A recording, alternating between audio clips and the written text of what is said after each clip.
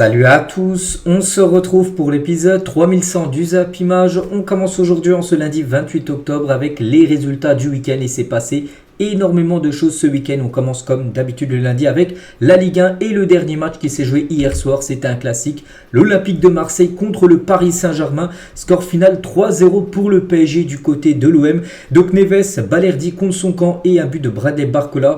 Donc j'ai bien évidemment regardé le match. Donc ça a été un match à sens unique, un match maîtrisé de la première seconde de la partie jusqu'à la fin du match par le Paris Saint-Germain. Voilà, qui a vécu vraiment une soirée très tranquille hier du côté du Vélodrome. À noter côté Olympique de Marseille, encore un carton rouge obtenu très tôt dans le match à la 20e. Aminari, carton rouge direct, on reviendra sur son rouge pris. Donc voilà, on va pas s'éterniser sur le score parce que le PSG a été totalement au-dessus de l'équipe de Marseille qui a complètement déçu lors de ce classique.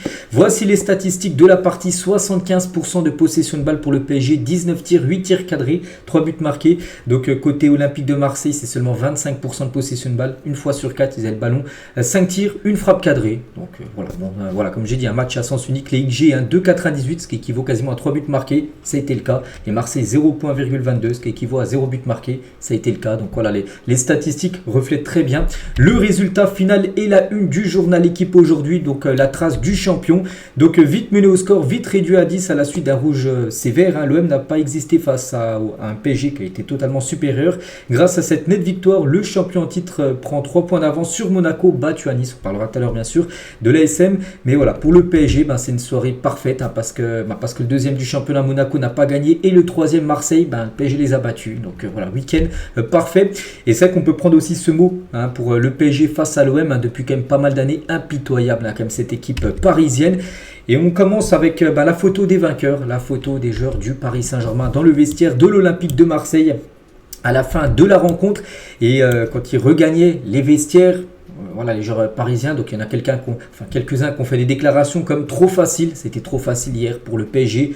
Ici c'est Paris, une journée au boulot pour Achraf Hakimi. Il a publié ça sur sa dernière story Instagram, donc une journée au boulot, c'est son taf, et son taf c'est de gagner des matchs. Et hier c'était le cas du côté de Marseille. Et quelques records du côté du PSG, parce que le PSG est devenu hier soir le club s'étant le plus souvent imposé face à l'OM au Vélodrome en Ligue 1. C'est déjà comme la 14e fois que le Paris Saint-Germain s'impose à Marseille en Ligue 1. Voilà, c'est le club maintenant qui a le plus de victoires là-bas dans ce stade marseillais en Ligue 1, je vous répète. Toujours avec un autre record, donc c'est la première fois aussi dans l'histoire du PSG que le club parisien marque 3 buts au Vélodrome en une mi-temps. Il y avait 3-0 la mi-temps, le PSG a su gérer la deuxième mi-temps, ils avaient pu marquer encore plus de buts, mais bon, voilà, 3-0, le score était déjà acquis, jamais ils avaient mené dans le passé 3-0 à la mi-temps. C'était le cas hier. C'est aussi un record. Et c'est un record qui continue match après match à l'extérieur, parce que de nouveau une rencontre à l'extérieur sans perdre et 29 matchs de suite sans défaite à l'extérieur en Ligue 1. Le record d'invincibilité se poursuit pour le PSG. La dernière défaite remonte, c'était pas la saison dernière, c'était encore la saison d'avant, à l'extérieur je vous parle. C'était un match du côté de Monaco, une défaite à l'extérieur, donc 29 matchs de suite à l'extérieur sans perdre. C'est bien sûr un record absolu du côté de l'histoire du championnat français. Pour vous montrer vraiment que le PSG est au-dessus de Marseille, voilà, comme ces dernières années, parce que les stats ne mentent pas les gars, 20 victoires parisiennes sur les 25 derniers classiques en Ligue 1. Voilà, donc vous pouvez voir tous les scores, je ne vais pas tous les résumer. Voilà, mais il y a eu quelques nuls, il y a eu une défaite là du PSG contre Marseille, c'était 0-1, c'était en septembre 2000, je pense c'est marqué un tout petit, 2022 je pense, mais voilà, sinon beaucoup de victoires du Paris Saint-Germain, donc voilà, Marseille n'arrive pas tout simplement contre l'équipe parisienne. Et Luis Enrique après le classique, il a dit on n'a pas laissé l'adversaire y croire, avec le rouge le match a été différent, je n'ai pas vu d'amélioration, on a gardé la même ligne que d'habitude, on a dominé la rencontre, on dédie cette victoire aux supporters qui n'étaient pas présents hier, enfin dans le stade, parce que il y a l'interdiction de déplacement des supporters parisiens du côté du Vélodrome. Donc voilà, pour Luis Enrique, il dit en gros que ça a été un match très tranquille, ce classique. On va parler de João Neves, premier but en match du côté du PSG, et cette saison donc il avait déjà délivré 6 passes d'essai, le meilleur passeur du championnat, mais maintenant son premier but inscrit, en plus premier but lors d'un classique, c'est lui qui ouvre le score. Donc ses stats sont pas mal, 9 même très bien, 9 matchs et déjà décisif 7 fois.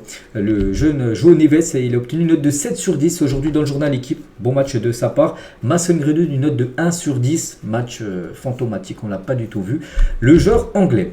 Bradley Barcola également buteur, donc voilà, 9 matchs, donc 8 buts et une passe D. Il est bien évidemment le meilleur Buteur de la Ligue 1, meilleur buteur de Ligue 1, c'est Barcola, meilleur passeur, c'est João Neves qu'on a parlé juste avant, avec ses 6 passes D. Donc voilà, les stats quand même en Ligue 1, donc il était décisif, on va dire, à chaque match, 9 matchs, 9 fois décisif. Bradley Barcola, et quand il a marqué, il a fait une célébration de Matuidi à l'époque, où il y a la chanson de... C'est Niska qui chantait ça. Matuidi Charo. Donc c'est pour ça qu'il a fait cette célébration-là, tout simplement. Bradley Barcola. On va parler d'Ousmane Dembélé qui aurait pu être buteur également. Il aurait pu mettre son nom parmi un but du PSG. Mais comme souvent, ces derniers temps, au PSV, enfin contre le PSV en Ligue des Champions il y a quelques jours, deux énormes occasions loupées. Et ben c'était la même chose. Il est tout seul et n'a pas réussi à cadrer. Il a tiré au-dessus. C'est un gros problème quand même pour Ousmane Dembélé de ne pas réussir à être aussi finisseur. C'est une catastrophe. Mais bon, il a quand même été décisif avec une passe D. Ses stats cette saison en Ligue 1, donc c'est 8 matchs, 4 buts et 4 passes D. Donc 3 classicos, 3 fois décisifs quand même pour Ousmane Dembélé. Et à noter que les joueurs du PSG sont rentrés déjà bien sûr du côté de Paris. Ils sont arrivés à 3h du matin. Il y avait beaucoup de supporters du Paris Saint-Germain qui les ont attendus à l'aéroport pour fêter cette victoire. Vous n'avez pas le droit de se déplacer à Marseille. Donc il y a une magnifique ambiance à leur retour à Paris. On bascule, donc là on a parlé que du PSG, où ça a été une soirée, on va pas mentir les gars, j'ai regardé le match, c'était une soirée très tranquille pour le PSG qui a été très rarement mis en danger. Mais côté Olympique de Marseille, on va parler maintenant de ce club qui a totalement déçu les gars, les supporters marseillais. Vraiment, là, on peut dire cette défaite, parce que Marseille n'a rien proposé. Et 13 ans, c'est quoi cette date de 13 ans? Il faut remonter au 27 novembre 2011 pour trouver trace d'une victoire de l'OM au Vélodrome face au PSG en Ligue 1, 3-0. L'OM avait déjà gagné le PSG en Ligue 1, c'était il y a 3 ou 4 ans, mais c'était en Coupe de France à domicile. Mais en Ligue 1, il faut remonter au 27 novembre 2011. On est quand même le 28 octobre 2024. Ça fait 13 ans tout simplement que l'Olympique de Marseille n'a pas réussi à battre le PSG. Enfin, à Marseille en plus, c'est dans leur stade. À l'époque, il y avait Ayou, il y avait ces joueurs-là, Loïc Rémy. Il y avait Didier Deschamps qui était le coach. Deschamps, c'était le coach de l'OM. Pour montrer que c'est une éternité il y a 13 ans. Donc, toujours avec l'OM, donc, contre le PSG, ils n'arrivent pas. L'OM a subi une 51e défaite en 108 matchs contre le PSG. C'est au moins 5 de plus que contre tout autre adversaire, toute compétition confondue. Voilà, c'est l'équipe, leur bête noire, tout simplement, cette équipe parisienne. Et l'OM n'avait plus été mené par 3 buts d'écart à la mi-temps d'un match de Ligue 1 au stade Vélodrome depuis 1998. Là aussi une stat catastrophique pour Marseille. Heureusement qu'ils n'ont pas pris d'autres buts en deuxième parce que le PSG a baissé un petit peu le pied. Si le PSG aurait joué vraiment une grosse cadence, je pense qu'il aurait pu avoir peut-être le double en termes de but. Mais voilà, déjà 3-0, c'est déjà une grosse humiliation, surtout à domicile pour l'équipe de Marseille, surtout face au PSG. Et 553 minutes de suite sans but face au PSG au Vélodrome. Et ça aussi, c'est très inquiétant, les gars.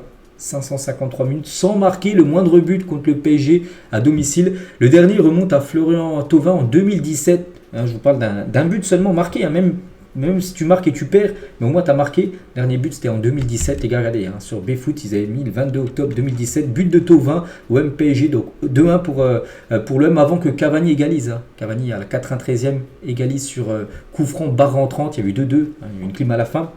Mais voilà, ça c'était le dernier but, ce Thauvin là, en 2017, le dernier but inscrit de l'OM contre le PSG en 2017. On est quand même maintenant en 2024 et depuis tous les matchs qu'on suivait en Ligue 1 à Marseille, mais à chaque fois Marseille n'a pas réussi à marquer contre le Paris Saint-Germain. On va parler peut-être du fait du match, même si même avant ce carton rouge, le PSG était totalement maîtrise dans cette rencontre, mais ça reste comme un fait de match. Donc c'est le carton rouge d'Amin Harit. Donc voilà, on revient sur ce pied levé qui touche le ventre tout simplement de Marquinhos. On va voir quand il a levé le maillot, Marquinhos, il y a une trace au niveau entre les deux pectoraux. Donc c'est rouge direct. Voilà, l'arbitre n'a pas réfléchi. Donc François Le Texier, l'arbitre, ne voit pas de problème à sortir un rouge tôt dans le match. Il a dit: j'ai conscience que mettre un rouge à la 20e minute de la partie va changer bien sûr le match. Mais j'applique des décisions techniques. Il a dit: je le vois arriver en direction du torse de son adversaire. J'ai le sentiment que ce geste met en danger l'intégrité de son adversaire. Puis je vois la trace sur le sternum de Marquinhos. La trace là, il a vu ça parce que Marquinhos a levé son maillot. Donc il a vu l'arbitre qui avait une trace. Donc l'assistance vidéo ne considère pas que mon interprétation est une faute de ma part. Il n'est même pas parti voir l'assistance vidéo parce que soit la VAR lui ont dit: non, tu as pris la bonne décision en gros de mettre rouge. Je conteste simplement sur le fait qu'un joueur qui joue le ballon avec sa poitrine et l'autre avec la jambe tendue, il y a une différence majeure. Je sais que mes décisions peuvent avoir de lourdes conséquences, oui, parce qu'un rouge à la 20e, ça change, parce que l'équipe maintenant est réduite à 10. J'en suis désolé pour ceux que ça affecte. Voilà ce qu'il a pu dire François Le Texier.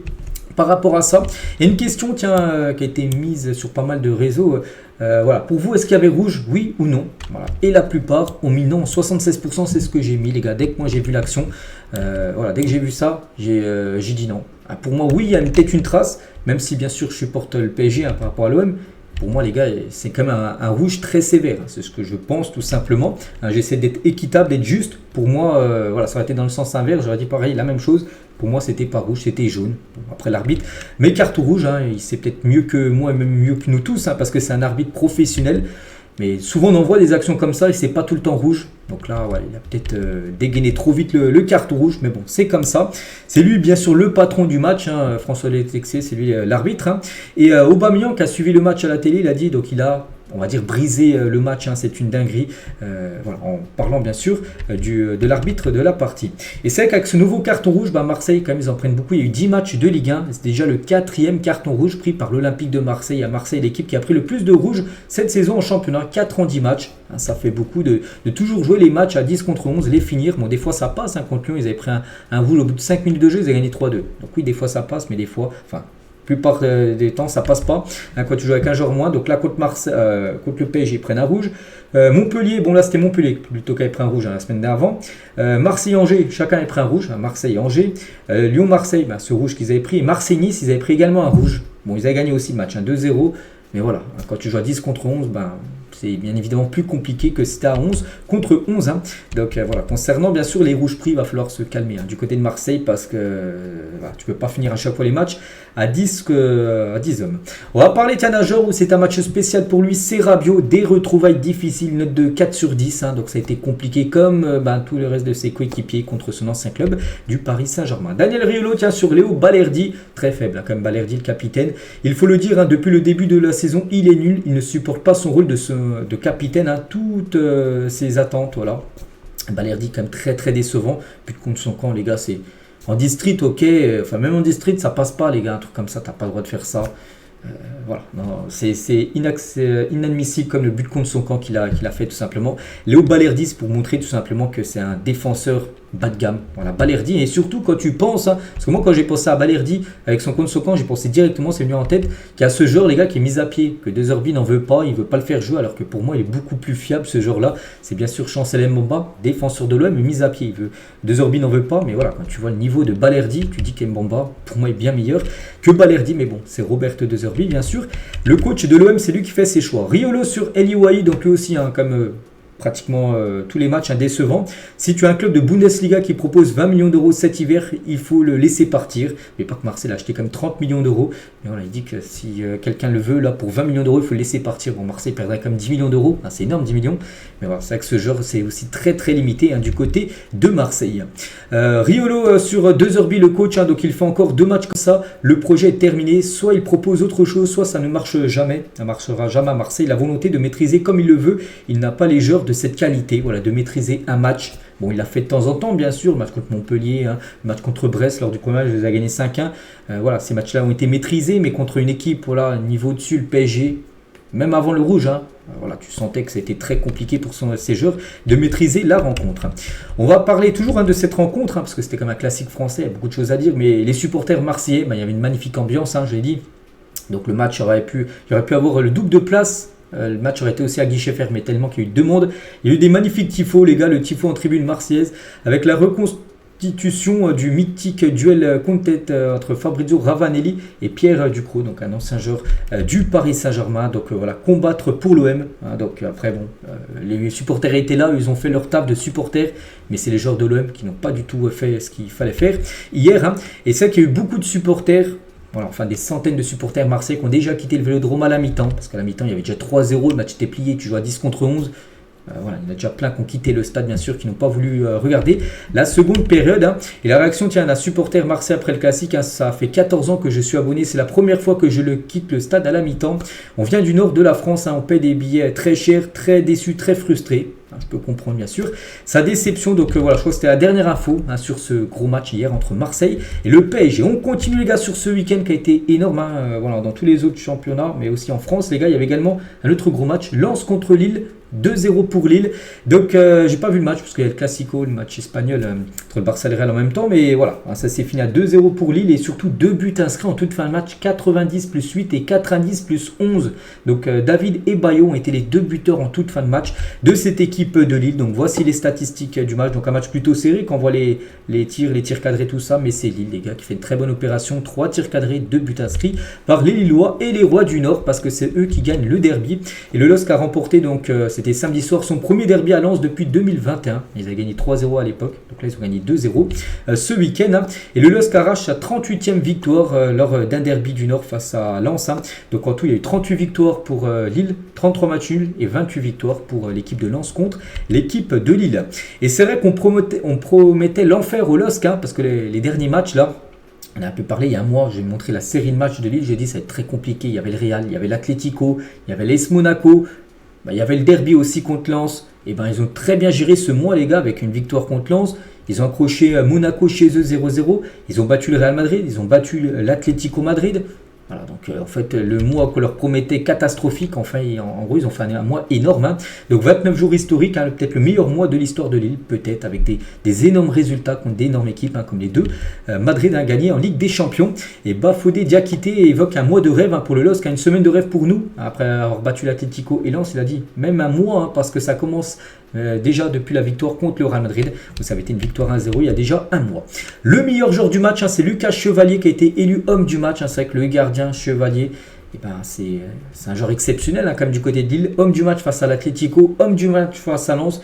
Hein, donc plus qu'un but marqué, Deschamps peut-être aura une sélection, voilà, parce qu'il mérite totalement d'être appelé, tout simplement en équipe de France. Hein. Qu'est-ce qu'il faut? Il faut qu'il marque des buts en plus, qu'il soit très bon gardien pour que Deschamps l'appelle. Voilà, il devrait être, enfin j'espère qu'il sera dans la liste, là, qui sera dévoilée de Deschamps dans quelques jours pour la prochaine trêve. Jonathan David, hein, lui aussi les gars, c'est le maître de la clim. À l'Atlético Madrid, il pose un doublé un mercredi dernier. Samedi, c'est lui qui ouvre le score à la 98e minute du match. Hein. Et David a climatisé un paquet de supporters cette semaine. Les supporters de l'Atlético et les supporters lensois. Ce joueur, n'oubliez pas, qui quittera Lille quand même gratuitement en fin de saison, vu que son contrat va être fini. Et sa célébration les gars, voilà, célébration comme ça quand il a été buteur en toute fin de rencontre. Hein. Et les joueurs du LOSC les gars vont toucher une prime de Ligue des Champions après leur victoire dans le derby du Nord à Lens. Hein. Donc en gros ils vont toucher une prime de Ligue des Champions, c'est-à-dire une grosse prime qu'ils vont toucher. Voilà, Olivier Létang les gars va régaler tout simplement les joueurs de Lille par rapport à cette semaine magnifique qu'ils ont réalisée avec 2 grosses victoires. Et le LOSC a encore brisé une série. Hein. Donc le Real Madrid déjà quand ils avaient battu 1-0, donc ça avait été avant, le Real avait enchaîné 36 matchs en défaite, toutes compétitions confondues. Lille a réussi à les battre. Hein. L'Atlético, c'était 3 ans invaincu en Ligue des Champions à domicile. Lille les a battus 3-1. Et là, en début de saison invaincu en Ligue 1, ils n'avaient toujours pas perdu en championnat. Et du coup, Lille les a battus. Donc, voilà. Ils ont cassé quand même 3 très grosses séries, on peut dire, de 3 grands clubs. Hein. Le LOSC. Hein. Et Thomas Meunier, tiens, sur ce match, on m'a lancé 2 pièces. Hein. Je pense que ça veut dire 2-0 parce qu'il y a des supporters lensois qui lui ont balancé des pièces, enfin 2 pièces on peut voir de 1 euro, donc il a dit, ça peut être dire qu'il y a eu 2-0, il y a bien eu 2-0 tout simplement pour son club. Hein. Et Don Zegrova, c'était son 100e match avec Lille, hein. Donc il a dit, hein, le LOSC a une place spéciale dans mon cœur, on verra si Lille arrivera à le conserver l'été prochain, ça risque d'être compliqué. Et du côté de Lens, grosse déception, et pourtant il y avait beaucoup de supporters, guichet fermé, et Mission Carnage a massacré ses 11 clébards pendant 90 minutes, regardez, c'était comme la banderole qui était sur le tifo des supporters lensois. Bon, quand c'est à la fin du match, ils ont perdu 2-0. On continue avec d'autres rencontres. Il y avait un autre derby, le derby du sud-est de la France entre Nice et Monaco. Il y a, je sais pas, peut-être 10-15 km entre les deux villes. Et Monaco, c'est plutôt une principauté, on va dire. Bon, bref, Nice s'est imposé 2-1. Ça, on retient ça. Donc Guessant Laborde, les 2 buteurs. Et Mbolo, buteur côté Monaco, a noté que Monaco a joué toute la deuxième mi-temps avec un joueur en moins. Vanderson a pris un rouge juste avant la mi-temps.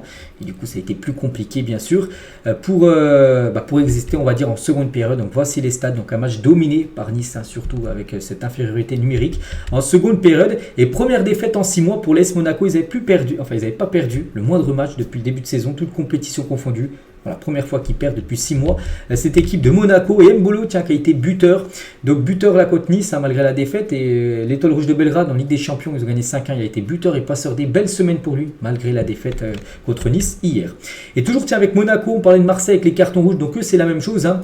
Ils aiment nous donner des rouges à nouveau pénalisés par un rouge contre Nice. Les Monégasques reconnaissent leur propre erreur, mais accusent aussi les arbitres de prendre trop de rouge. Voilà, bon, s'ils font des grosses fautes à chaque fois, c'est logique qu'ils prennent un carton rouge. On continue, tiens, un match hier à 15h entre Lyon et la Géocère, de partout. Je pense que c'est surtout un bon point pris par les Bourguignons dans l'objectif maintien.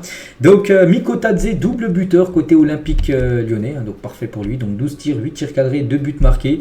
N'oubliez pas que dernier match, j'avais joué contre Beşiktaş, ils en avaient fait 30 de tirs. 30 tirs, ils n'avaient pas marqué. Là, ils ont fait 3 fois moins de tirs, mais ils ont réussi à marquer 2 buts. Bon, la Géocère a quand même plus tiré, hein, 17 tirs pour la Géocère.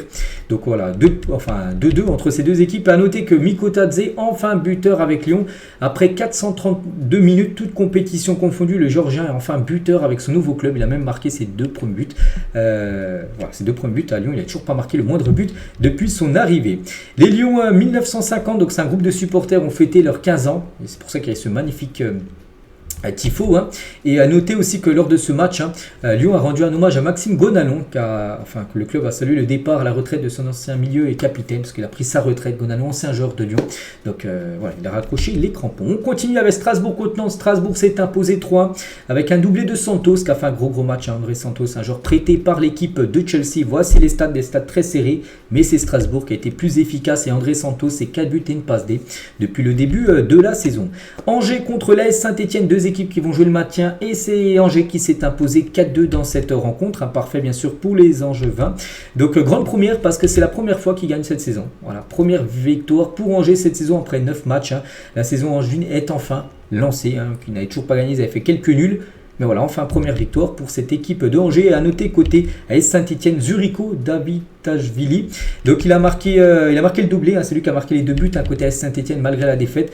Et bien sur ses 6 derniers matchs, il a marqué quand même 5 buts et 2 passes D, parce que là il a marqué 2 buts ce week-end. Il a marqué un triplé contre la Géocère le week-end d'avant. Donc voilà, c'est pour ça qu'il avait fait. Qu'il marque quand même pas mal de buts, hein, quand même ce joueur géorgien. Reims contre l'équipe de Brest, et c'est Brest qui s'est imposé 2-1. Fèvre et Baldé ont été les 2 buteurs en tout début de match. Okummu à la 29e. Après, il n'y a plus de but. Les 3 buts ont été inscrits au bout de 30 minutes de jeu. Puis après, le score n'a plus bougé. Et belle victoire de Brest, hein, du côté de Reims.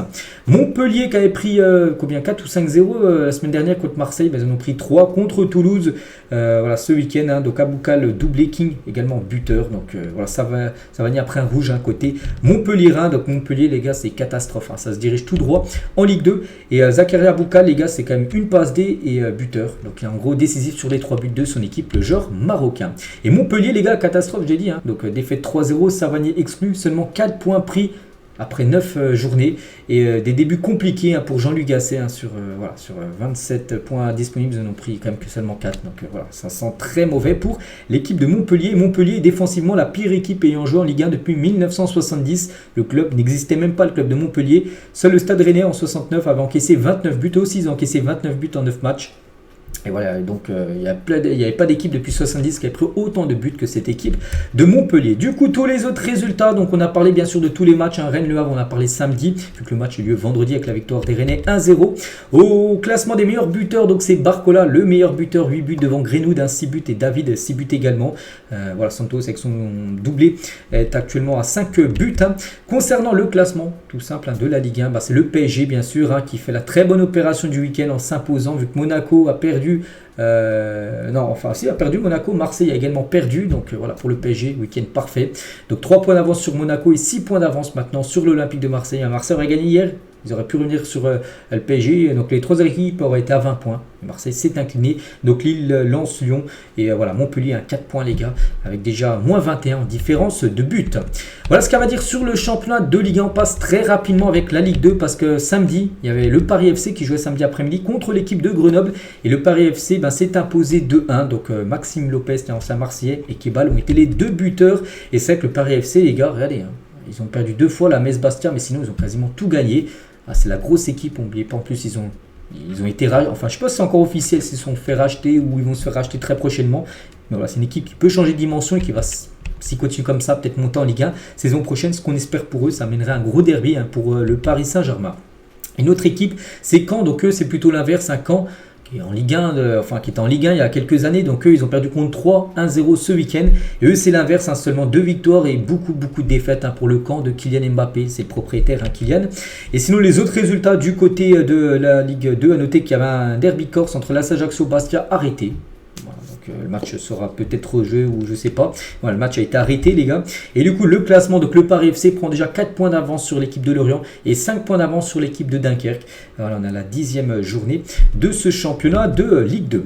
On bascule, on quitte la France, on prend la direction de l'Angleterre, la première ligue. Et on commence avec ce Arsenal-Liverpool qui avait lieu hier, 17h30, le coup d'envoi. Et ça s'est fini à 2-2. Saka, Merino, les deux buteurs côté Arsenal, et Van Dijk et Salah, buteur côté Liverpool. À chaque fois, Arsenal menait 1-0, 1-0, 1-1, 2-1 pour Arsenal et 2-2 pour Liverpool. Ils ont égalisé Liverpool. Donc voilà, partage des points entre ces deux équipes. On peut voir les stats, ça a été un match très serré. Les stats sont pratiquement pareils. Donc le nul est plutôt logique. Mais c'est vrai qu'Arsenal, à chaque fois, ils menaient. Puis à chaque fois, ils se sont fait revenir contre deux grands clubs. Deux clubs qui joueront le titre avec eux. Donc City, où ils gagnaient, souvenez-vous, 2-1. Ils ont concédé le 2-2 à la 98e minute du match. John Stone a égalisé. Il ne restait plus rien. Il ne restait même pas 2 secondes à jouer. Il a égalisé. C'était il y a à peu près un mois. Puis à la 81e hier, où ils gagnaient 2-1, puis ils se sont fait de nouveau égaliser. 2-2, c'est dommage, parce que tu gagnes ces deux matchs-là. Et déjà, City et Liverpool ne prennent pas de points. Mais toi, surtout, t'en prends 4 de points en plus. Et bien sûr, ça peut faire la différence en fin de saison. Pourtant, ça avait bien commencé pour l'équipe d'Arsenal avec Bukayo Saka, buteur en tout début de match, sur une grosse frappe, là où il a 4-5 mètres, mais vraiment placé. Bien sûr, le gardien de Liverpool n'a rien pu faire et Saka en première ligue cette saison, c'était son 3e but inscrit hier. Et aussi sa 7 passes D. Bon, il n'a pas délivré de passes D hier, mais voilà, ses stats, il est déjà 10 buts et passes D cumulées depuis ce début de saison. Et Saka avec son but hier, il est à 50 buts en première ligue et il devient le plus jeune joueur d'Arsenal à atteindre la barre des 50 buts en première ligue à seulement 23 ans. C'est le joueur le plus précoce à atteindre déjà cette barre des 50 buts en PL. On va parler de Salah, encore buteur, bien sûr Salah. Donc il a été impliqué dans 13 buts en 15 matchs de première ligue contre Arsenal au cours de sa carrière. Quel joueur, Salah, il adore regarder, c'est son adversaire préféré, c'est contre ce club-là qu'il a le plus marqué dans sa carrière, l'équipe d'Arsenal. Déjà 13 buts en 15 matchs. Et voilà, sinon la saison de Salah depuis le début de saison, toute compétition confondue, si on rajoute la Ligue des Champions, tout ça, c'est 13 matchs, c'est 8 buts et 7 passes D. N'oubliez pas que ce joueur, les gars, n'a été ni dans les nommés pour le Ballon d'Or ni pour le Ballon d'Or africain. C'est quand même fou, alors qu'il y a quand même encore des stats de fou. Regardez, depuis le début de la saison dernière, depuis août on va dire 2023, c'est 69 matchs, 40 buts, 25 passes D, ni nommé au Ballon d'Or, ni celui d'Afrique. C'est quand même fou pour Mohamed Salah. N'oubliez pas que le joueur est en fin de contrat, en fin de saison. Ce week-end, ça fait comme l'opération de City, Voilà, parce que Arsenal, Liverpool, il y a un match nul. Et City, eux s'imposent. Ils se sont imposés. Petite victoire 1-0, mais ça donne 3 points. Erling Haaland, bien sûr. L'unique buteur du match à la 5e minute. Donc un match totalement dominé. Bien sûr, par City, ils auraient pu marquer plus de buts. Mais bon, ils n'ont pas réussi à en marquer d'autres. Mais voilà, 1-0, c'est comme 7-0. Ça donne 3 points. Donc 22 tirs, 8 tirs cadrés. Et un but marqué, 7 arrêts quand même du gardien de Southampton. Et Erling Haaland, encore buteur. Donc c'est simple. En première ligue, il a joué 9 matchs et déjà 11 buts. C'est le meilleur buteur du championnat de première ligue. Et sinon, toute compétition confondue, si on rajoute par exemple la Ligue des Champions, il est déjà 14 buts avec Manchester City. Erling Haaland. Et Haaland compte déjà désormais plus de buts en première ligue que Gabriel Jesus, mais en ayant joué quand même 143 matchs de moins que Gabriel Jesus, ancien joueur de City, maintenant Arsenal. Ils ont le même nombre de buts, mais voilà, Haaland il a joué 143 matchs de moins, et ça, c'est totalement fou. Chelsea tient le jeu contre Newcastle, et Chelsea s'est imposé 2-1. Jackson et Palmer ont été les deux buteurs contre un but d'Alexander Isak, un côté Newcastle. Belle opération, bien sûr, pour l'équipe de Chelsea. Donc, un match, j'ai pas vu le match, mais bon, d'après les stats, rien à dire. Chelsea a été au-dessus de Newcastle. Et les deux buteurs côté Chelsea, tout d'abord, le Sénégalais Nicolas Jackson. Donc, ses stats, cette saison, vraiment pas mal. 9 matchs, 6 buts, 3 passes D. Donc, décisif 9 fois, 9 matchs. Nicolas Jackson. Et l'autre buteur, c'est bien évidemment Cole Palmer. Donc, cette saison en première ligue, en championnat, c'est 7 buts et 5 passes D en 9 matchs. Donc, là aussi, les stats sont très très bonnes, bien sûr, pour Cole Palmer. Et Cole Palmer, les gars, Stamford Bridge en première ligue, en 13 matchs à domicile. Donc, il a joué 13 matchs, il a marqué 19 buts et 5 passes D à domicile, je vous parle. C'est vrai qu'un coup, il a marqué un quadruplé, donc voilà, ça monte vite son ratio de buts. Donc, voilà, 13 matchs, 19 buts, c'est quand même exceptionnel. Et depuis qu'il a rejoint l'équipe de Chelsea, quand il a quitté City pour la Chelsea, c'est 56 matchs pour 32 buts et 20 passes D. Donc, décisif 52 fois en 56 matchs. Cole Palmer, quel joueur, c'est le meilleur joueur tout simplement de Chelsea depuis le début de la saison dernière, depuis en gros qu'il est arrivé. On va parler de Manchester United, donc un club, moi, enfin c'est le club que j'apprécie le plus, on va dire, en Angleterre, et comme souvent ils déçoivent. 2-1. Ils ont perdu contre West Ham. Donc ils ont pris le deuxième but, le but de 1 à la 92e minute grâce à Bowen sur penalty. C'est une catastrophe Manchester United. Donc voilà, et surtout c'est la 3e année consécutive qu'ils perdent à West Ham. Là, ils ont perdu 2-1. Et la saison d'avant, ils avaient perdu 2-0. La saison encore avant, 2022-2023, ils avaient perdu 1-0. Voilà, donc, ils n'arrivent pas. Ils n'arrivent pas contre l'équipe de West Ham. C'est du sur place et je me demande encore comment ce coach, les gars, en plus j'en parle souvent, comment Erik ten Hag est encore en place. Regardez les derniers matchs, il a gagné seulement une fois contre Brentford. Je ne vais pas vous citer, il y a eu beaucoup de nuls, il y a eu des défaites.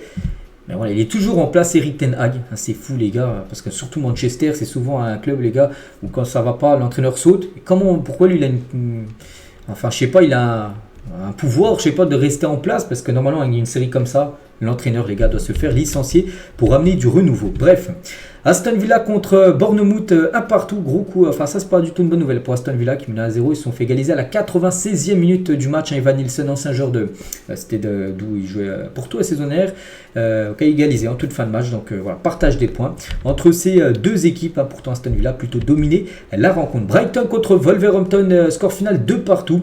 On peut voir aussi que Wolverhampton, il y a eu des buts aussi très tard dans les matchs. Là, à la 96, là, on parlait de Manchester à la 92. Là, Wolverhampton est égalisé à la 93e minute. Enfin, 88 et 93. Donc Brighton menait 2-0, ils ont pris un comeback dans l'espace de 5 minutes, ils ont pris 2 buts et du coup partage des points. Et côté Brighton, on va juste parler de Danny Welbeck, je ne sais pas si vous vous souvenez de ce joueur, et c'est qu'il fait un bon début de saison. Donc il a déjà marqué 6 buts en première ligue avec Brighton.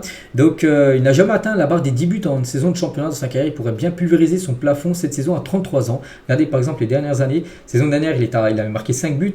Et les 3 dernières saisons avant, il a marqué 6 buts. Là, il est déjà 6 buts, mais en seulement 9 journées. Alors qu'avant, c'était à 24, 25, 31 matchs disputés ou 29 matchs. Alors que là, il a seulement en 9 matchs déjà 6 buts. Voilà, c'est peut-être sa meilleure année en Angleterre pour Danny Welbeck. Crystal Palace contre Tottenham, victoire 1-0 de Palace, une victoire qui va leur faire du bien parce que c'est un début de saison catastrophique pour eux. Et c'est Mateta, qui est un attaquant français qui a été l'unique buteur de la rencontre, son 3e but de cette saison.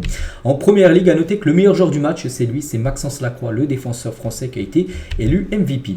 Brentford contre Ipswich Town, donc un match totalement fou, 4-3 pour l'équipe de Brentford. Donc voici tous les buteurs de la rencontre. Notez Kembemo là sur l'image, double buteur, 51e et 96e, il a encore un but inscrit en toute fin de partie en première ligue. Donc voilà, surtout une victoire 4-3. Et concernant Mbeumo, donc voilà, il est devenu le premier joueur de Brentford à atteindre la barre des 50 buts et passes D en première ligue. Donc il a 29 buts et 21 passes D, ce qui fait 50 buts et passes D cumulés. Donc voilà, il a 25 ans, c'est un attaquant camerounais. On le répétera autant de fois qu'il le faut. L'un des joueurs les plus sous-cotés du championnat anglais, parce que peut-être il joue à Brentford, mais c'est un joueur qui pourrait évoluer dans un club comme Manchester United ou même Tottenham, bien évidemment. Sinon les autres résultats, il y a qui j'ai pas parlé, tiens, Everton contre Fulham, il y a eu un partout, j'ai parlé de tous les autres matchs, on a parlé de ce match-là samedi. Et du coup, le classement, ça donne quoi? Ça donne une très bonne opération de City, qui ont gagné. Liverpool, Arsenal n'ont pas gagné, ni même Aston Villa. Donc voilà, pour City, c'est un week-end parfait. Donc après, il y a Chelsea, donc Manchester United, un 14e. Manchester, les gars, c'est une faute professionnelle de ne pas virer Erik ten Hag, 14e. Même moi, je pense que je serais peut-être meilleur entraîneur que lui. Peut-être même tout le monde qui me regarde, les gars, serait peut-être meilleur qu'Erik ten Hag. Manchester United, 14e. C'est inadmissible. Bref, voici ce classement de première ligue. On bascule maintenant avec le championnat espagnol et on commence avec le Classico. Il avait lieu samedi soir, le Real Madrid contre le Barça. Bon, voilà, c'est vrai que le match a eu déjà lieu il y a 2 jours, mais bon, on va en parler, bien sûr. Le Barça a humilié, parce qu'on peut prendre ce mot, 4-0, le Real Madrid. Donc Lewandowski doublé, 2 buts inscrits coup sur coup, Lamine Yamal et Rafinha. Donc voilà, un match à sens unique, même si le Real Madrid a su un petit peu rivaliser avec le Barça en première mi-temps, la deuxième a été totalement en faveur, bien sûr, du Barça. Et du coup, 4-0, 15 tirs, 7 tirs cadrés, 4 buts marqués. Match 4-0, il n'y a rien à dire.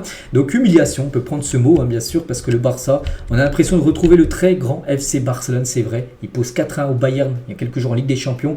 Il pose 4-0 au Real Madrid à Madrid. Voilà, ils marquent 8 buts, ils en prennent un seulement contre le Bayern et le Real. On leur annonçait une semaine enfer, en enfer pour le Barça. Ils ont réussi à gagner 2 matchs, et 2 matchs en plus en inscrivant énormément de buts. Donc la photo des vainqueurs, voilà la photo bien sûr de l'équipe qui a humilié le Real Madrid à Madrid, c'est fou, 4-0. Et c'est que le Barça revient une victoire d'égaler le Real Madrid sur l'historique des confrontations entre les deux équipes. 102 victoires pour le Real, 101 victoires pour le Barça. Voilà, c'est très très serré et il y a eu aussi 52 matchs nuls. Le meilleur joueur du match, parce que le MVP, c'est Robert Lewandowski, auteur d'un doublé, c'est lui le homme du match de ce Classico. L'attaquant polonais, ça il a des stats de fou, toutes compétitions confondues, c'est 17 buts déjà pour Lewandowski si on rajoute aussi la Ligue des Champions. Donc 17 buts et 2 passes D. Rafinha c'est 10 buts, 7 passes D. Et Lamine Yamal c'est 6 buts et 7 passes D. C'est, oui il faut le dire, c'est le meilleur trio actuellement en Europe et même dans le monde. Ce trio du FC Barcelone. Et concernant Lamine Yamal, record, Lamine Yamal devient le plus jeune buteur de l'histoire des Classicos à 17 ans et 105 jours exactement. C'était samedi, donc là il a 17 ans et 107 jours. Bref, donc il s'offre le premier but de sa carrière face au Real Madrid. Donc voilà, quel joueur ce Lamine Yamal. Donc il a ce record, mais il n'a pas que ce record là. Il a aussi le record du plus jeune buteur de l'Euro, du plus jeune buteur de la Liga, du plus jeune buteur de l'équipe nationale d'Espagne, du plus jeune buteur de la Super Coupe d'Espagne et du deuxième plus jeune buteur de l'histoire de la Ligue des Champions, c'est Ansu Fati, le plus jeune buteur de l'histoire de la LDC. Donc lui il est deuxième. Et voilà, quand même Lamine Yamal les gars, on en parle depuis déjà 2-3 ans, mais il a seulement 17 ans, il est encore tout jeune. Voilà, c'est fou les gars. Et c'est vrai qu'il avait dit en début de semaine, avant le match contre le Bayern, il a mis ça, il a mis en mission, voilà, cette semaine où le jeune Blaugrana va affronter le Bayern Rennes, il a mis ce petit, voilà, en mission, en gros c'est sa mission. Alors, on va taper, on joue le Bayern et le Real, c'est très compliqué, puis en gros, mission réussie, il a mis à la fin de ce match, gagné contre le Real, donc mission complétée, respect, voilà. En gros que la mission a été réussie bien sûr de battre ces deux grands clubs. Et Lamine Yamal après la victoire contre le Real, c'est vraiment amusant quand on entend plus ses propres supporters que ceux des rivaux dans leur stade, parce qu'il y a des supporters du Barça, il entendait les supporters du Barça plutôt que les supporters du Real au Bernabeu. Et Lamine Yamal il dit, donc on y va pour gagner la Liga, c'est vrai que voilà, bon, la Liga n'est pas pliée avec la victoire du Barça ce week-end, mais il y a 6 points d'écart maintenant entre le Barça et le Real. Il va falloir les récupérer, ces points du Real perdus ce week-end. C'est que le Barça, vu comment il joue, parce que le jeu proposé par Hansi Flick, on se dit oui, c'est les grands favoris pour remporter le championnat. Et c'est que le Barça a fait comme un bon choix, je pense, d'avoir viré Xavi pour amener ce coach Hansi Flick. Et surtout 37 buts inscrits en 11 matchs de championnat. Il a déjà inscrit 37 buts, le Barça. Donc le Barça d'Hansi Flick fait tomber le record du Real Madrid de Zinedine Zidane. Donc Zidane, les gars, en 2014-2015, donc Zidane c'était le coach, 2014-2015. En 11 matchs, les 11 premiers matchs de championnat, ils avaient marqué 36 buts le Real Madrid. Et le Barça, là, on a marqué 37. Donc un but de plus que le Real Madrid il y a 10 ans, en gros. Donc voilà pour montrer les travaux énormes de ce coach, Hansi Flick. Donc 14 matchs, 12 victoires et 2 défaites. Donc Monaco, toutes compétitions confondues. Donc Monaco et Osasuna qui les avait battus. Bon, il avait beaucoup changé l'équipe. Donc 47 buts marqués. Donc là, c'est 37 en championnat, mais les 10 autres en Ligue des Champions, et 13 buts encaissés seulement. Voilà, le grand retour bien sûr du FC Barcelone. Les éloges de Lewandowski sur Flick, ce que fait Hansi Flick est incroyable, mais ce n'est pas seulement avec moi, mais avec bien sûr tout le monde. Tous les joueurs se sentent à l'aise avec Flick. Nous l'avons montré aujourd'hui, nous nous comprenons parfaitement. Oui, il y a une alchimie bien sûr entre les joueurs et le staff du côté du FC Barcelone. Visca Barça, c'est Neymar les gars qui a réagi sur le post Instagram de son copain Rafinha. L'une des photos choisie par Pedri sur Instagram après la victoire hier, c'est une photo où il a mis au sol tout simplement Jude Bellingham qui a eu beaucoup de mal à l'image bien sûr de ses coéquipiers du côté du Real Madrid. Inaki Peña les gars, n'oubliez pas que le Barça a recruté Chesney, mais c'est Peña qui goal les derniers matchs, qui fait à chaque fois contre le Bayern et contre le Real, il a pris seulement un but. Donc oui, il continue à gauler. Il a dit par rapport au hors-jeu, parce que c'est fou, le Barça, ils ont une spécialité de mettre les adversaires hors-jeu. Le hors-jeu, c'est un secret de notre coach, peu importe contre qui on joue, même contre les meilleures équipes du monde. Et c'est vrai, regardez, le top 5 des équipes qui arrivent à mettre leur adversaire hors-jeu. Donc le Barça, en gros, contre les équipes qu'ils ont joué, ils ont mis les adversaires 77 fois hors-jeu. Le Real a été signalé 12 fois hors-jeu, dont 8 fois quand même par Kylian Mbappé, qu'on parlera tout à l'heure. Qui a eu beaucoup de mal. Donc voilà, c'est quand même, regardez, le double par rapport à Brighton qui est classé deuxième. Les autres gros championnats, les 5 plus gros championnats européens, voilà, pour montrer que le Barça, en gros, il joue avec les flics, il joue une ligne très haute et du coup, ils mettent souvent les attaquants adverses hors jeu. La preuve, les gars, avec cette statistique totalement folle. On va parler aussi de Jules Koundé, gros match Koundé. Très grosse prestation de Jules Koundé. Donc il y avait Vini dans son couloir, il a totalement musclé le futur Ballon d'Or. Le Barça a commencé aussi avec 6 joueurs âgés de 22 ans ou moins. Donc il y avait Cubarsi, il y avait Lamine Yamal, il y avait Casado, Pedri, Baldé et Fermin Lopez. Ces 6-là ont commencé titulaires. Et voilà, cela ne s'était pas produit dans une rencontre compétitive, un match officiel entre le Barça et le Real depuis 108 ans que 6 joueurs de moins de 22 ans commencent en gros titulaires. Et c'était le cas ce week-end pour montrer que le futur est aussi radieux en or, on peut dire, du côté de Barcelone. Gérard Piqué avait prédit le résultat du Classico, parce qu'avant le match, Il avait déjà dit sur une de ses vidéos, il a dit je vois le Barça s'imposer 4-0. Il y a bien eu 4-0 pour le FC Barcelone. Et Henry, il a dit, Thierry Henry, donc l'Europe craint Madrid et Madrid craint le Barça. Voilà, c'est Thierry Henry, ancien joueur du Barça, qui a dit ça, bien sûr, sur cette rencontre. Hein. Et Gavi, Gavi, il est rentré en cours de jeu. Et direct, au bout de 2 minutes sur le terrain, il s'embrouillait déjà avec Vini Junior, hein, les deux, parce que c'était toujours très chaud. Il lui montrait 4, les gars, par rapport...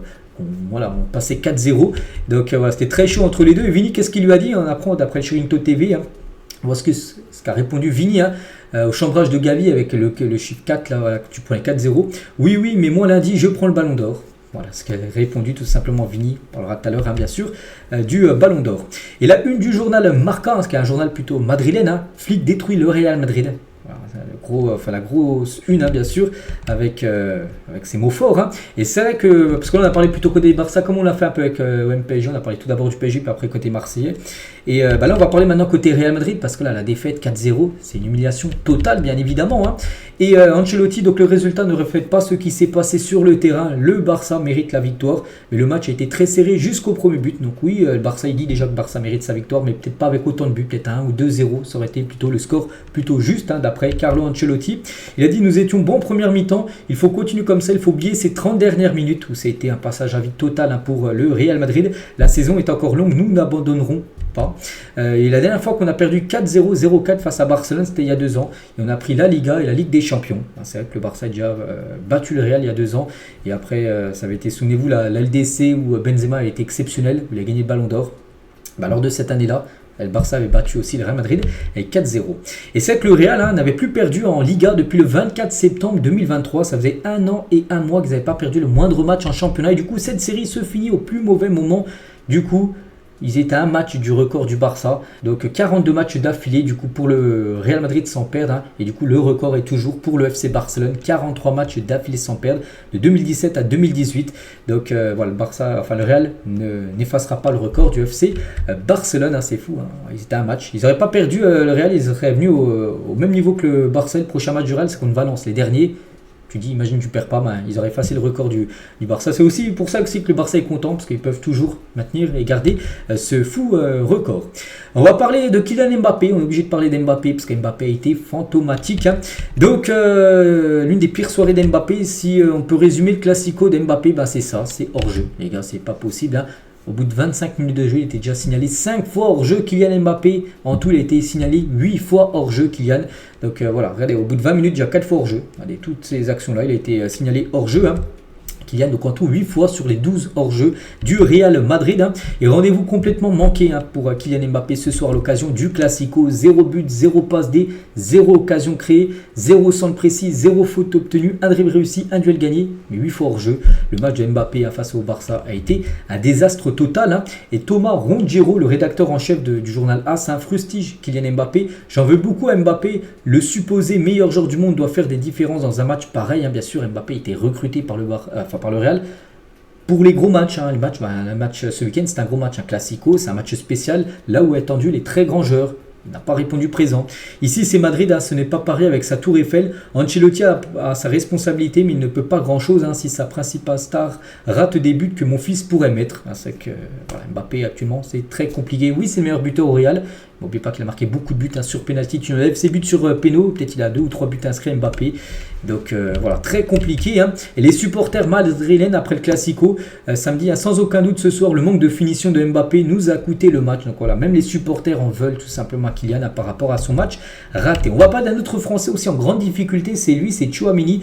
Et le Real aussi très mécontent du niveau de Tchouaméni cette saison. Si le club ne constate pas d'amélioration, il pourrait être placé sur le marché des transferts. Voilà, parce que Tchouaméni, depuis le début de saison, il est en grande difficulté. Voilà, donc c'est pour ça que le Real aussi très déçu des performances d'Aurélien Tchouaméni. Vini Junior, qu'est-ce qu'il a pu mettre, hein, sur ses réseaux? Nous reviendrons comme toujours, nous sommes le plus grand club, vous le savez déjà. Oui, bon, le Real, c'est pas qu'ils ont perdu 4-0 que ça y est, c'est en crise. Hein. Bon, c'est un gros coup dur, surtout contre le Barça. Voilà, le Real, c'est un très grand club parce qu'ils arrivent souvent à réagir. Donc le prochain match là sera très important, bien sûr, pour Madrid. Et Vini, hein, prend la parole après les événements racistes hier durant le Classico, parce que Lamine Yamal aurait été la cible d'insultes racistes dans les tribunes du Bernabéu lorsqu'il a marqué hier. Hein. Et Vini, les gars, il a dit ce qui s'est passé au Bernabéu avec des insultes racistes est regrettable. Il n'y a pas de place pour ces criminels dans notre société. Tout mon soutien à Lamine, Ansu et Rafinha. Je sais que Madrid et la police vont faire des choses pour identifier et punir les coupables parce qu'il y a encore eu des problèmes de cris racistes en gros à l'encontre de Lamine Yamal quand il a célébré un de ses buts. Donc il y a Vini bien sûr qui a publié ça et le Real Madrid aussi condamne fermement tout type de comportement raciste et non violent dans le football. Voilà, le Real a ouvert une enquête pour identifier les auteurs de ces insultes déplorables et ignobles et prendra les mesures disciplinaires et judiciaires appropriées. Donc voilà, il y aura une suite par rapport à tout ça. Et pour finir les gars sur ce gros classico, donc quand le bus du Real Madrid est arrivé au Bernabéu, 2 heures avant le coup d'envoi, donc il y avait beaucoup de ferveur, regardez, dans les rues, c'était une grosse ambiance, et après on sait le 4-0 pris, c'était une terrible désillusion. Donc voilà ce qu'il y a à dire sur le classico espagnol. On bascule maintenant sur un autre gros match, le Betis contre l'Atlético, et semaine très compliquée pour l'Atlético après avoir perdu 3-1 contre Lille. Mercredi dernier, ils ont perdu 1-0 ce week-end contre le Betis. Jiménez, l'unique buteur du match contre son camp, Jiménez.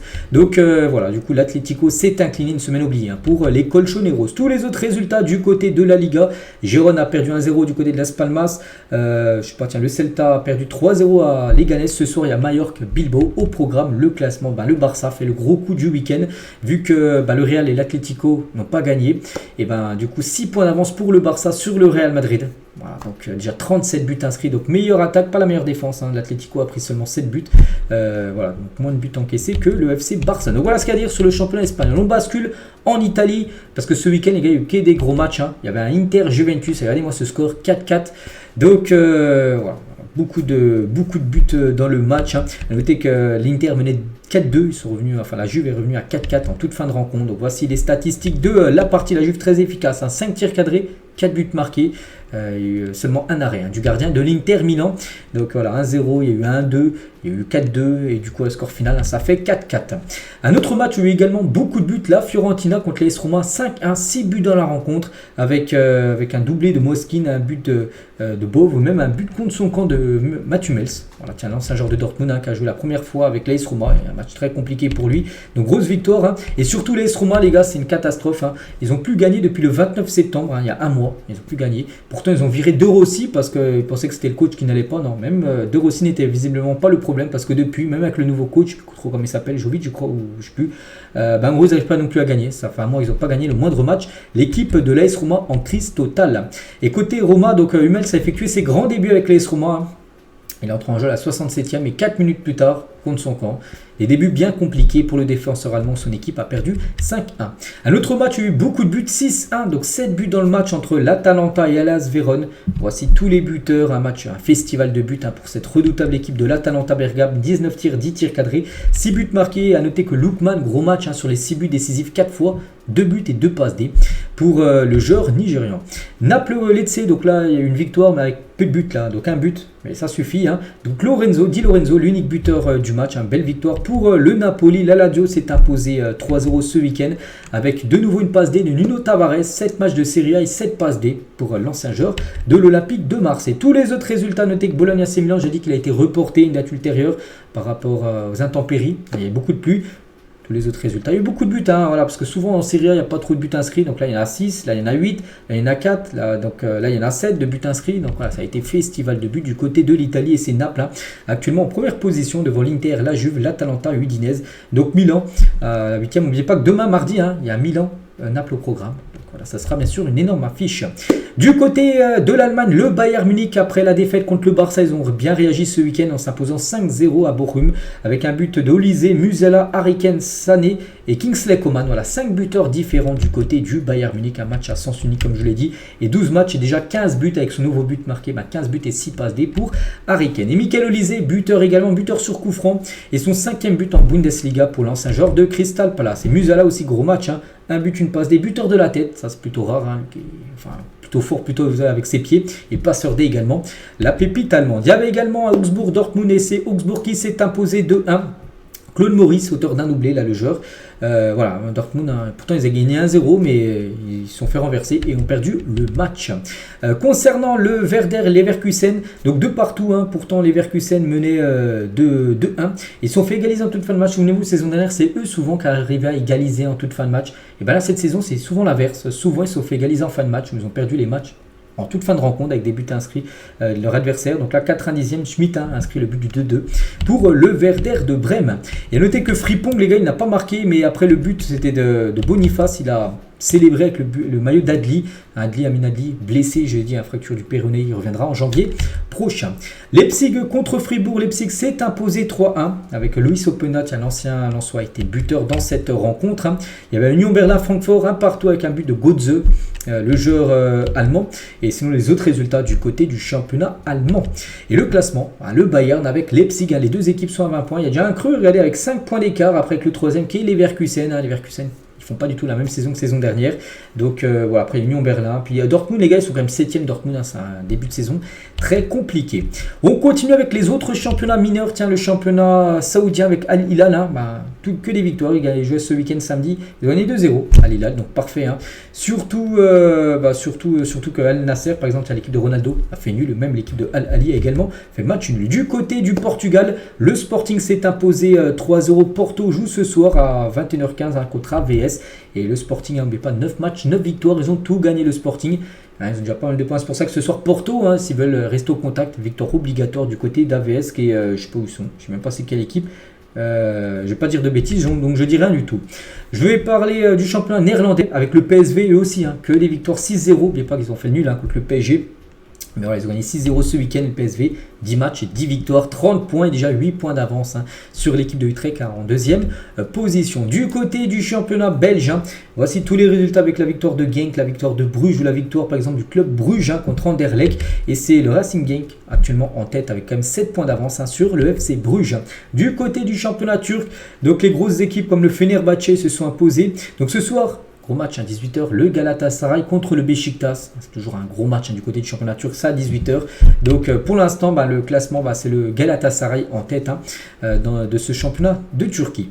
Et on finit parce qu'aujourd'hui on est lundi, il y a tellement de choses à dire aujourd'hui les gars que ce soir, c'est le jour J, enfin on est le jour J, se tient aujourd'hui la 68e édition du Ballon d'Or au Théâtre du Châtelet à Paris. Une première cérémonie sans CR7 ni Léo Messi depuis 21 ans. Le grand favori, pour le Ballon d'Or, c'est bien sûr Vini Junior, mais le secret reste de mise avant ce soir, donc voilà. Et une petite info folle les gars, sur le Ballon d'Or, c'est fou, Manchester United a demandé à son rival Manchester City si Alejandro Garnacho et Kobbie Mainoo pouvaient profiter du jet privé des Citizens pour se rendre à la cérémonie du Ballon d'Or lundi. Les Red Devils souhaiteraient faire des économies, parce que comme ça évite de payer un jet privé de Manchester United pour aller, de Manchester jusqu'à Paris, pour leurs deux joueurs là qui sont appelés invités pour cette cérémonie. Donc l'avion est déjà plein. Leur a répondu la délégation de City qui compte déjà 8 nommés pour la cérémonie. Il y aura Alain, tout ça qui sera présent. Rodri qui seront invités, mais voilà, du coup eux ils devront prendre un avion à part. Voilà, ils souhaitaient faire des économies, mais City a refusé. Et par rapport au Ballon d'Or, tiens, qui va remporter le Ballon d'Or pour vous, c'est ce soir. Donc Vini, Rodri qui peut le remporter, ou un autre joueur, 5200 votes, et la plupart mettent bien sûr Vini. Et c'est vrai que d'après Marca, les gars, ils l'ont affirmé ce matin, lundi matin, là, que Vini sera élu Ballon d'Or ce soir. C'est bien lui, bien sûr, qui remportera ce Ballon d'Or. Donc voilà les gars, tout ce qu'il y avait à dire. Il y a eu tellement de gros matchs à parler, un classique français, un classico, des gros matchs en Espagne, en Italie, tout ça. C'est pour ça que ça a duré très longtemps. Je crois que c'est l'une de mes vidéos Zeddy la plus longue que j'ai fait depuis 3100 épisodes.